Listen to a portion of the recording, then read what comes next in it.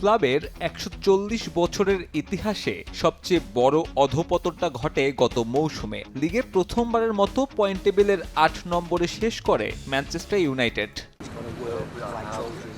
২০২২-এ ক্লাবটির দায়িত্ব নেয়া এরিক টেন হ্যাগের ছাঁটাই হওয়া তখন ছিল অনেকটাই প্রত্যাশিত। শুধু এই মৌসুম নয়, রেড ডেভিলদের হয়ে গত ২ মৌসুমে প্রত্যাশার ছিটে ফোঁটাও পূরণ করতে পারেননি এই কোচ।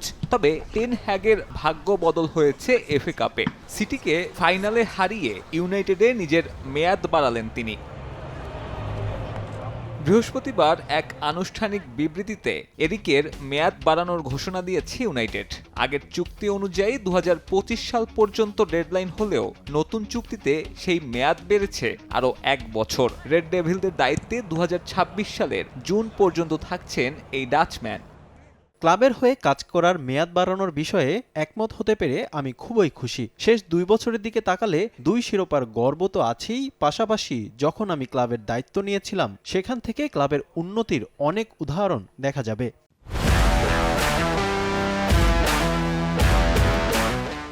ছাঁটাইয়ের বদলে মেয়াদ বাড়লেও আপাতত স্বস্তিতে থাকার সুযোগ নেই এরিক টেন হ্যাগের। কাগজে কলমে চুক্তি বাড়লেও সামনের মৌসুমের পারফরমেন্স নিজের ভাগ্য ঠিক করবে। বিভিন্ন ইংলিশ গণমাধ্যমের দাবি, প্রত্যাশা পূরণ না হলে আর বিকল্প খুঁজে পেলে এরিক টেন হ্যাগকে মেয়াদ শেষের আগেই ছাঁটাই করতে পারে ইউনাইটেড কর্তৃপক্ষ।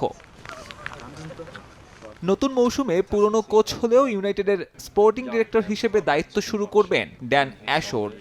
সাবেক নিউক্যাসল স্পোর্টিং ডিরেক্টর কোচ হিসেবে আপাতত আস্থা রাখতে চাইছেন এরিক টেন হ্যাগের ওপর। শেষ মৌসুমে ক্লাবের পারফরম্যান্স রিভিউ করে আমরা উন্নতির জায়গাগুলো বের করেছি, যা স্পষ্ট প্রমাণ করে ক্লাবকে এগিয়ে নিয়ে যাওয়ার জন্য এবং সবচেয়ে ভালো ফলাফল পেতে এরিক হচ্ছে সবচেয়ে যোগ্য ব্যক্তি।